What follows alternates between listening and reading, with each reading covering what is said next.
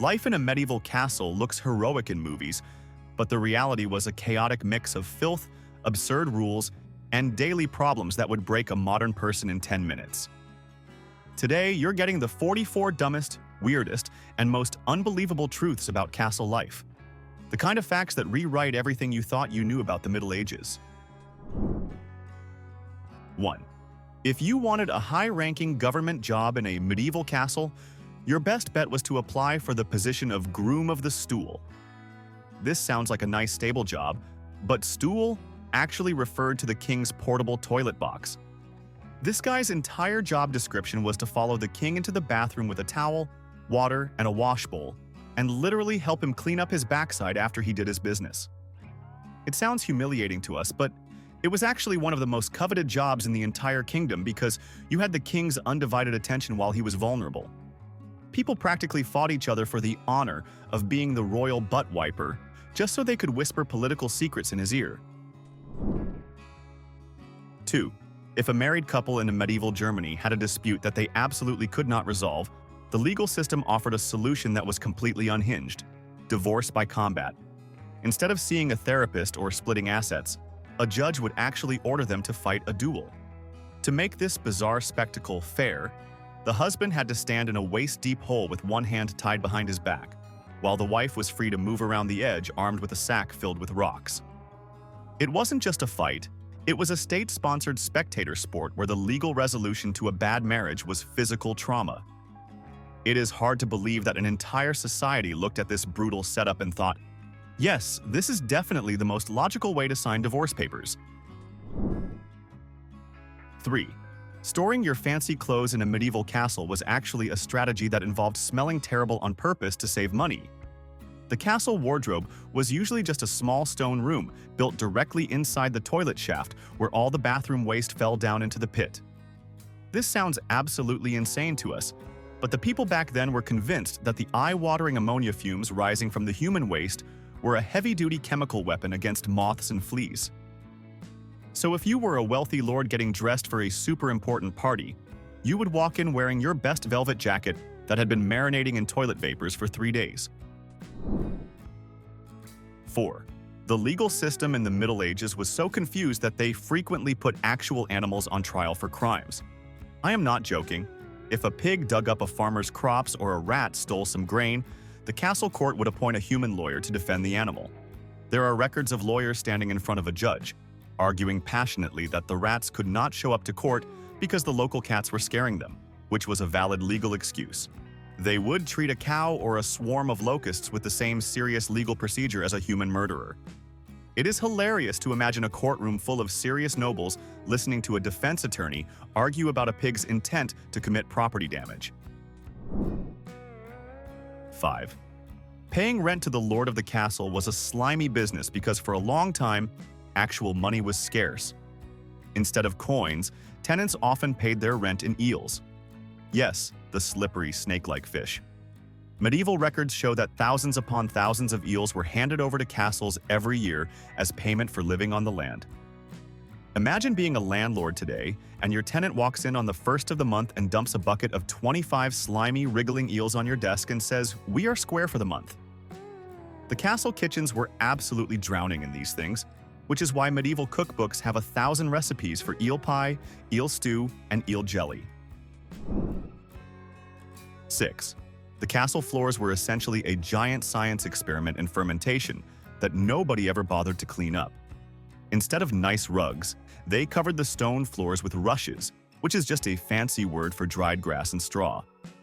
The problem is that they almost never changed the bottom layer of this grass. They would just sprinkle some fresh mint or flowers on top to hide the smell and call it a day. Underneath that fresh layer was 20 years of spit, spilled beer, old food scraps, and accidents from the castle dogs. It was basically a squishy, rotting lasagna of garbage that you had to walk on every single day. 7. Privacy in a castle bedroom was completely impossible because apparently being rich meant you never got to be alone. The lord and lady might have had a big bed with curtains, but that room was packed with other people trying to sleep. Personal servants would sleep on little rolling beds right next to the main bed, or they would just curl up on the floor like oversized pets. Imagine trying to have a serious conversation with your spouse or just trying to sleep in, while your groom is snoring loudly just 3 feet away from your face. The concept of a private room with a door that locks was basically science fiction to these people. 8. The Catholic Church created one of the funniest loopholes in dietary history just so they could eat steak during Lent. Religious rules said you could not eat meat on Fridays or holy days, but fish was allowed. So, the monks and nobles looked at the beaver, a furry mammal that builds dams, and decided that since it had a scaly tail and swam in water, it was legally a fish. This meant they could hunt beavers and roast their tails for dinner while technically fasting. They did the same thing with puffins and barnacle geese. It was a masterclass in lying to yourself so you didn't have to give up your favorite snacks while pretending to be pious. 9. Windows in a medieval castle were often just holes in the wall that were actively trying to make your life miserable.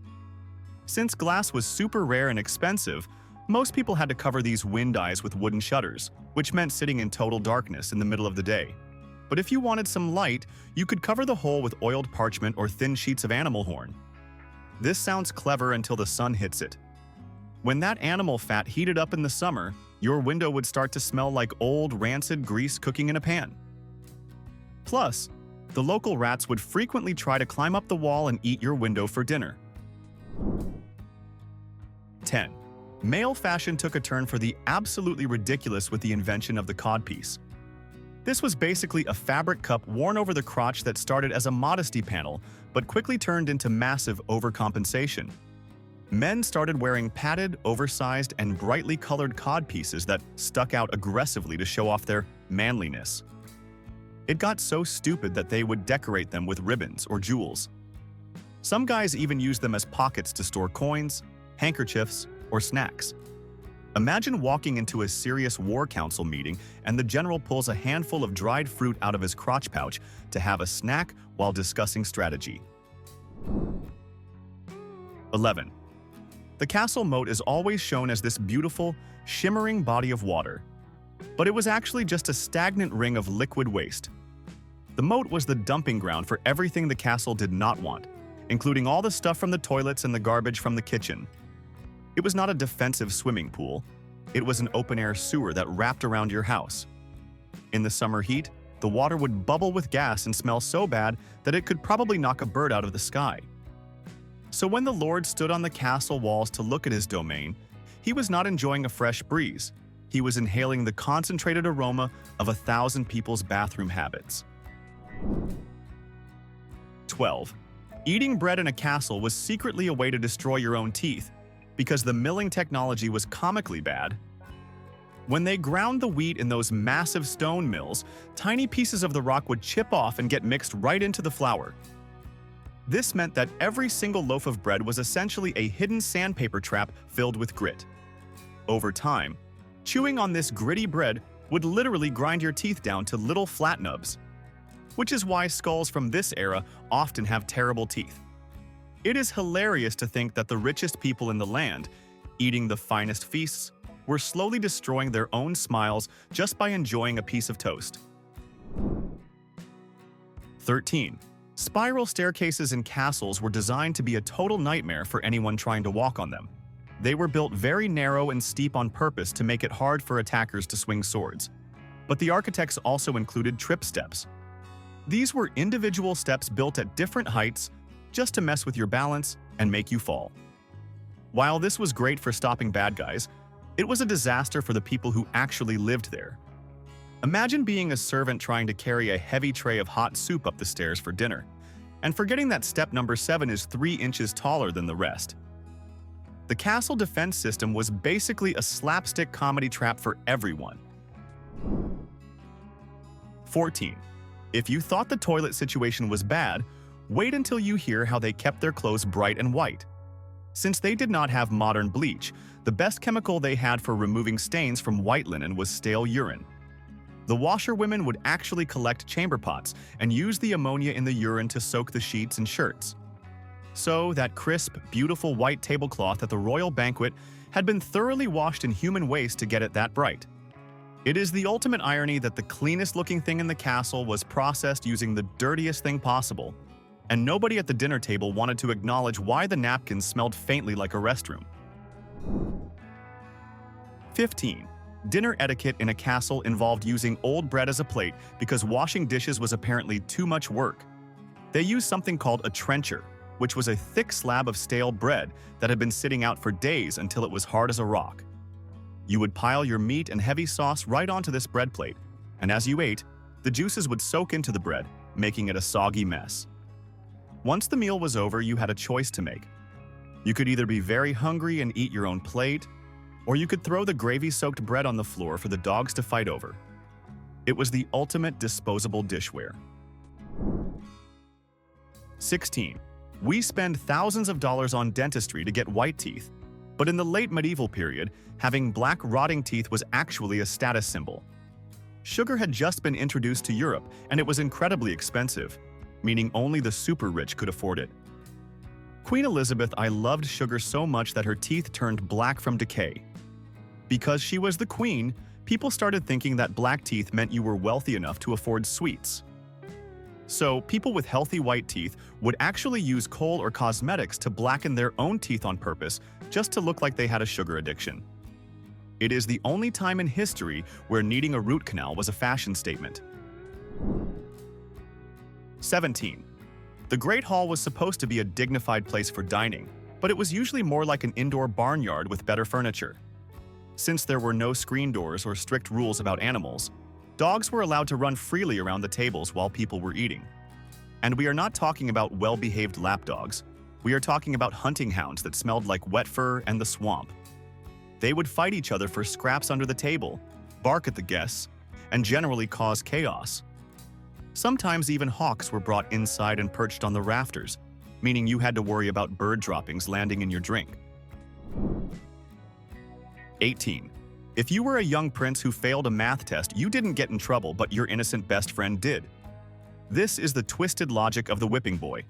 Because the prince was considered divine and chosen by God, nobody was allowed to physically punish him.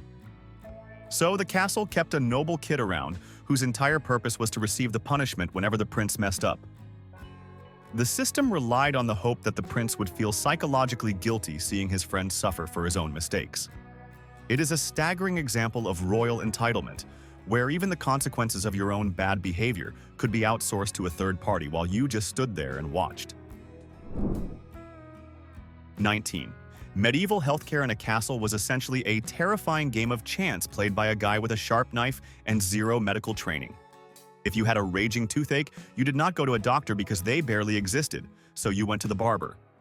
Yes, the exact same guy who trimmed the Lord's beard in the morning was also responsible for yanking out rotten teeth and setting broken bones in the afternoon.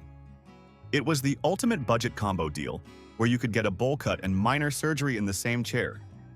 Imagine sitting there for a trim while the guy is wiping someone else's blood off his pliers. 20. We always see these cozy scenes of people sitting by the fire, but the castle heating system was actually designed to turn you into a smoked ham.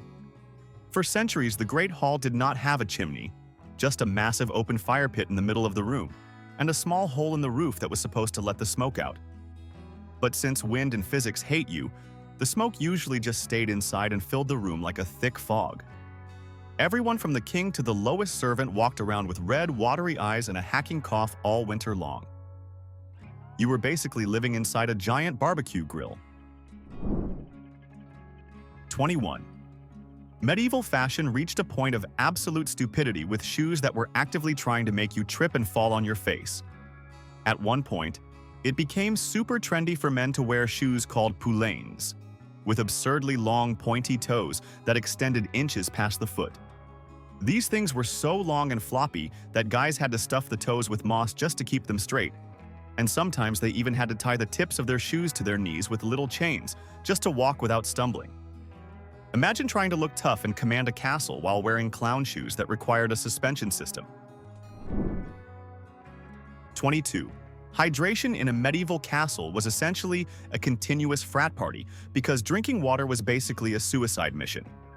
Since they did not understand germs, the water from the well was often contaminated with waste, so it could kill you within days. The solution was to drink weak ale or wine for every single meal, including breakfast. Yes, even the children and the monks were buzzing slightly from the moment they woke up until they went to sleep. It is hilarious to imagine that the entire medieval economy and all those stone castles were built by a workforce that was technically slightly tipsy for their entire lives, just to avoid dying of dysentery. 23. Social anxiety in the Great Hall was taken to a whole new level with a little thing called the salt cellar. Where you sat in relation to the salt was literally the most important thing in your life. The salt was placed in a fancy giant container in the middle of the high table, and if you were seated above the salt, you were a VIP who mattered. If you were seated below the salt, you were basically a nobody who was lucky to even be inside the room.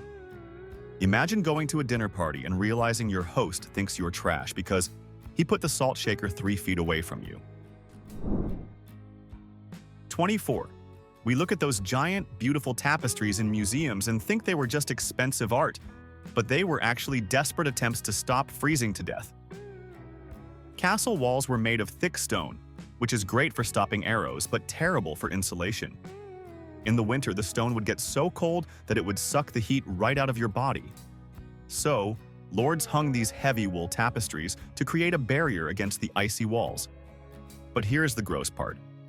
Since these heavy rugs hung there for years without moving, they became luxury hotels for dust, spiders, and moths.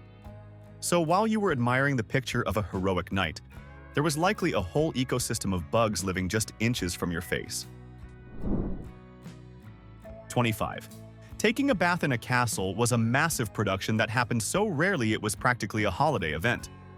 Since there was no running water, servants had to heat cauldrons over a fire and manually haul buckets of hot water up the stairs to a wooden tub lined with linen so you would not get splinters in your backside. Because this was so much work, you often did not bathe alone. The lord might invite a guest to join him, or family members would use the same water one after another to save effort. It is wild to think that the ultimate sign of luxury was inviting your buddy to sit in a wooden bucket with you while servants stood around watching you scrub your armpits. 26.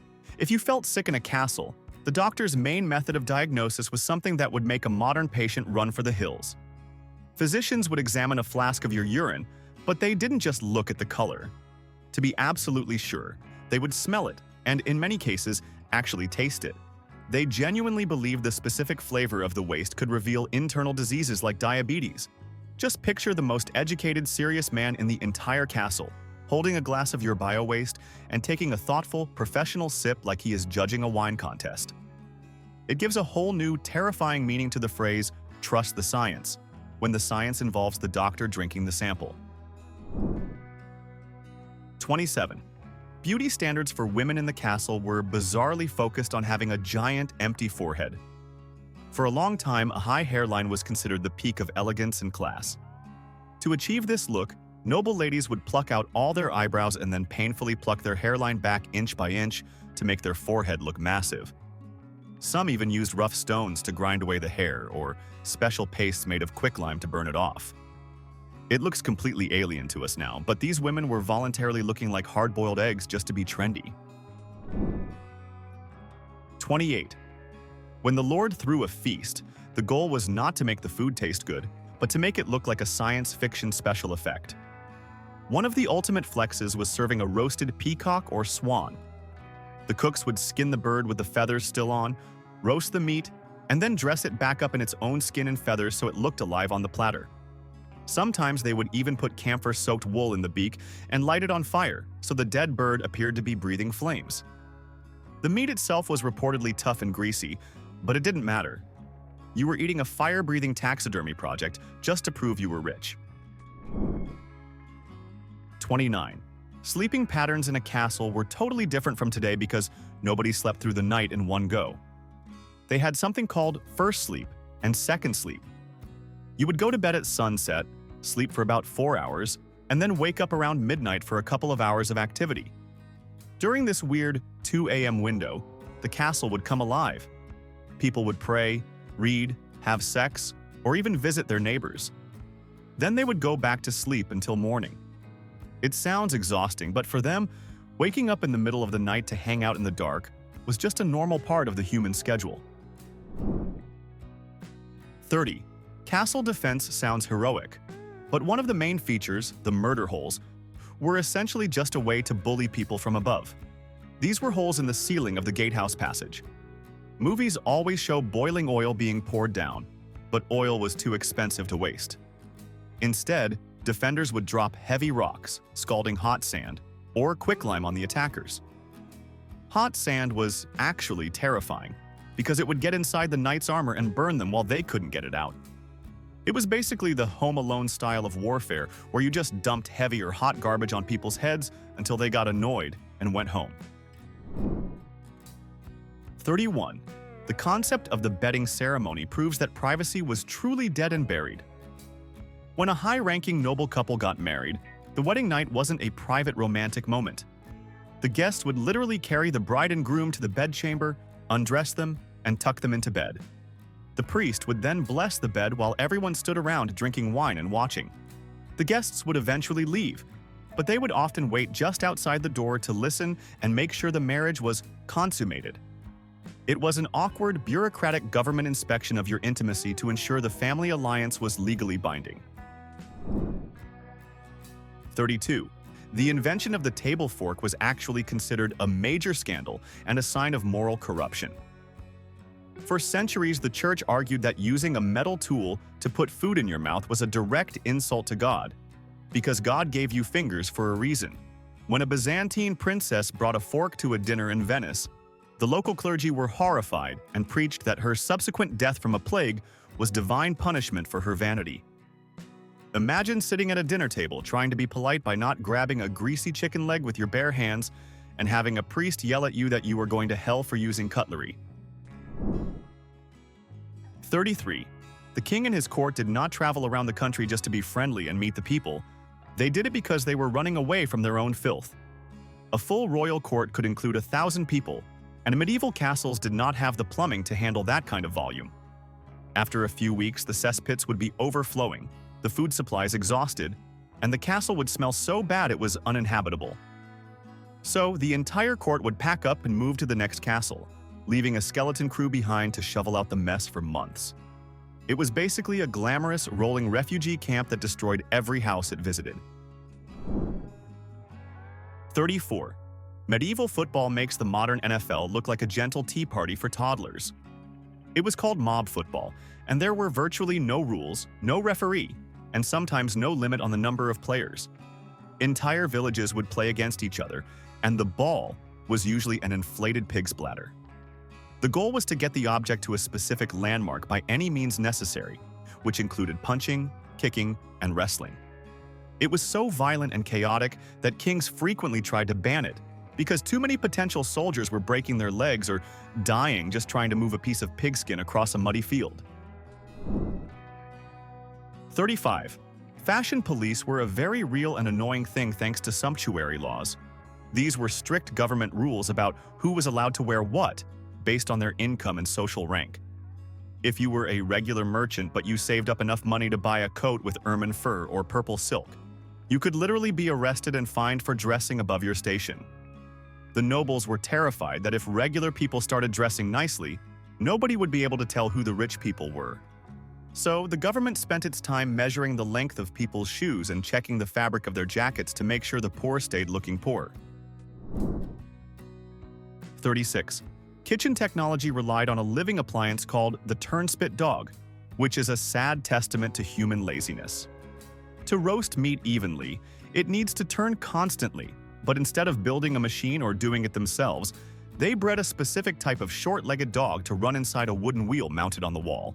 As the dog ran, the wheel turned the spit. These dogs were treated purely as kitchen tools, working in shifts to power the rotisserie.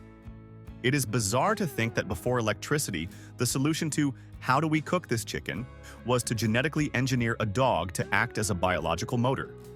It was an exhausting, thankless existence for the animal that powered the castle's dinner. 37. If you think modern privacy invasion is bad, medieval government agents called saltpeter men could legally dig up your house. Gunpowder requires potassium nitrate, which forms naturally in soil soaked with urine. Since castles and stables were full of this, The king gave these men the right to barge into your home, rip up the floorboards of your stable, or even your house, and dig up the dirt to make explosives. You could not say no. Imagine sitting in your living room while a government squad comes in with shovels to harvest the dirt from under your toilet because the army needs more ammo. 38.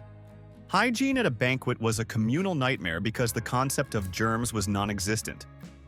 You did not get your own glass or cup. Instead, you shared a cup with the person sitting next to you, known as your messmate. You would take a drink, wipe your greasy mouth on your sleeve, or the tablecloth, and pass the backwash-filled cup to your neighbor. They also frequently shared spoons and dipped their bread into shared sauce bowls. If your dining partner had a cold, a fever, or open sores on their mouth, congratulations, now you have it too. It was basically a super spreader event held every single night at dinner. 39. Teaching geography to children involved a ritual called beating the bounds that was essentially education through trauma. Since there were no maps, it was crucial for the village to know exactly where the property lines were. So, once a year, elders would take young boys to the boundary markers and physically bump their heads against the stone or strike them. The twisted logic was that the physical pain would create a permanent memory, ensuring the kid never forgot where the village ended. It is the most aggressive educational strategy in history, proving that medieval adults really believed that a mild concussion was the best way to help a child memorize local landmarks. 40. Medieval medical theory was obsessed with bloodletting, which basically means the doctor's solution to every single problem was to stab you. They believed that sickness was caused by having too much blood. So if you walked in with a headache, a fever, or just feeling tired, the prescription was exactly the same. Open a vein and drain the bad fluids. Sometimes they would attach live leeches to your face to suck the blood out slowly.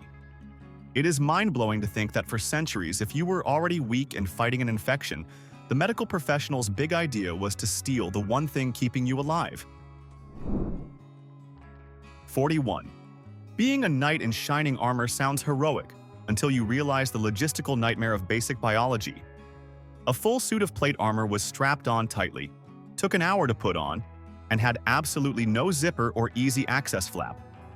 If nature called during a long battle or parade, the knight had no choice but to relieve himself right there inside the metal suit. So, while they looked gleaming and majestic on the outside, the reality inside was a hot, rusting mess. It destroys the romantic image completely when you realize that the brave hero charging into battle was likely dealing with a severe hygiene crisis and a terrible smell trapped inside his own expensive tin can. 42. The medieval tourism industry was built entirely on scams involving fake religious relics. Every castle and cathedral wanted a holy souvenir to attract pilgrims and money, so the market was flooded with fake junk. There were enough splinters from the true cross floating around Europe to build an entire ship, and enough milk of the Virgin Mary to open a dairy farm. People would pay serious money to kiss a random chicken bone that a merchant claimed was the pinky finger of a saint. It was the ancient version of buying a Gucci bag on a street corner, except you thought this knockoff bone gave you magical healing powers. 43. The court jester was the only person in the entire kingdom with freedom of speech, and it was a bizarre job perk. While calling the king fat or stupid would get anyone else executed for treason, the jester was actually encouraged to mock the monarch. They were seen as being outside the social order, like a mascot or a pet, so their insults didn't count. Kings actually kept them around to keep their ego in check. Imagine having a job where your boss pays you a salary specifically to roast him in front of his employees and make fun of his terrible haircut. It was the only form of political satire allowed in a dictatorship. 44. Fire safety laws gave us the word curfew, but the origin is way more literal than your parents telling you to come home at 10. In a medieval town or castle, almost everything was made of wood and straw, so fire was the ultimate apocalypse. The word comes from the French couvre-feu, meaning cover fire. When the evening bell rang, it wasn't just a suggestion to go to bed. It was a mandatory order to physically cover your fireplace embers with a metal lid to prevent sparks. If you left your fire burning uncovered, you weren't just fined. You were treated like a public enemy because you were threatening to burn the entire neighborhood down. Medieval castles weren't majestic homes. They were beautiful disasters held together by superstition, bad hygiene, and pure luck. Now the real question, which of these 44 disasters would you absolutely refuse to live with? And which one weirdly feels normal to you? Drop it in the comments. If this chaos entertained you, hit the like and subscribe.